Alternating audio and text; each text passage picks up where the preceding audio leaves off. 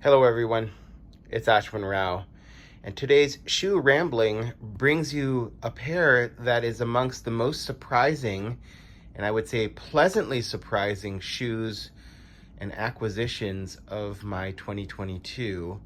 And this is XBXS Boots Factory's 5-eyelet Derby. I kind of call this the Viberg 145 clone, even though they're built on quite unique, separately distinct lasts. But this is a shoe that I've now worn probably about 15 times. You can see how well the upper from Charles F. Stead has held up. This is a chestnut colored rough out.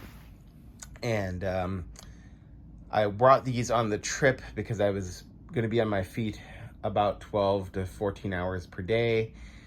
And you can see they've traveled through airports, they've traveled through various conditions, a little bit of drizzle, some generally nice weather as well. And you can see that these shoes have held up quite well. They look basically new. So I wanted to bring you in a little bit more so we can get through the details and just show you a little bit more about what this shoe looks like now with a decent amount of wear.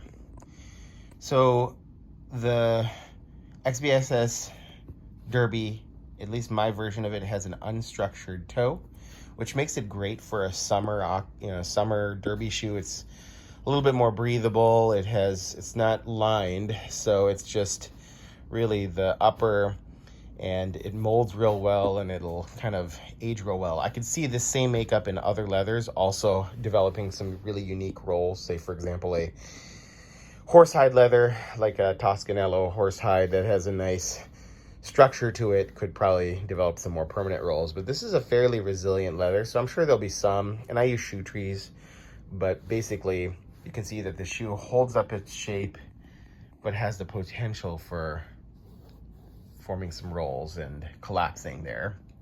I added these guarded goods laces, which I love.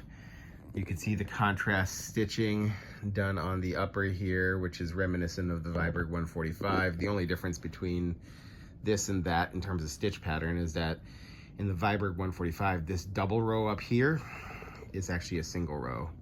But otherwise, the stitching is very reminiscent. You can see that the work done on the stitch down construction here is quite clean, very high stitch density to 270 degrees. But it's not perfect. You can see that there's a little bit of variation in the stitching right here, where there was a deviation between the two rows. But overall, really quite good. If I show you the other side, same idea. You can see it's quite clean and just very well done. If I peek into the upper, you see the XBXS logo, very minimalistic and clean. And if I back out here, you can see that really with minimal care, the shoe that's seen quite a bit of wear through airports and whatnot has kind of held up quite nicely. I'm gonna have to give it a nice brushing once I get home, but otherwise I've been very happy with it.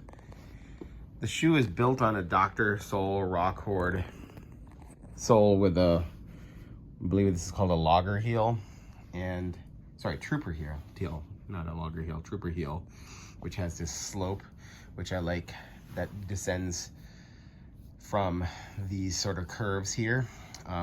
This is a Rockcord sole. You can see it's got that kind of pattern to it. It's a nail down heel, and you can see that even with regular wear, it's holding up really well.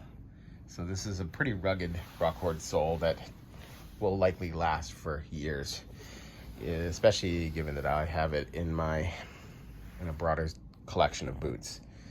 So again, XBXS, somewhat more rounded last, but I will say that their boots are pretty close to true to size. If you have an Alden size or a Viberg size, you can kind of compare these guys size-wise to those in terms of how they fit. For example, an Alden Berry. This is a little bit snugger than a Berry, I would say. A little closer to the 2030 last in terms of how it feels. But overall, just a really lovely makeup here. Here's the view from above. I hope you appreciate these XBXS Boots Factory, my most surprising brand of 2022 in terms of being extremely pleasantly surprised by the fit, finish, quality. These guys have prompted me to part with some of my other brands, such as Viberg. They make a 145 Oxford, as does this model, as well as something that looks a lot like the 310. So they're kind of developing their own style, and I can see their style evolving over time as they put up their posts on Instagram. But they have their own touches and their own embellishments to their designs. And ultimately, I've been very happy with the quality and craftsmanship of what I'm receiving, to the point that I sold my Vibergs actually to allow these to have more room for roaming and utilization. So I'm wearing these a lot, and perfect summer Oxford, even though it's really a derby. Yeah, hope you're doing well. Take care. Goodbye.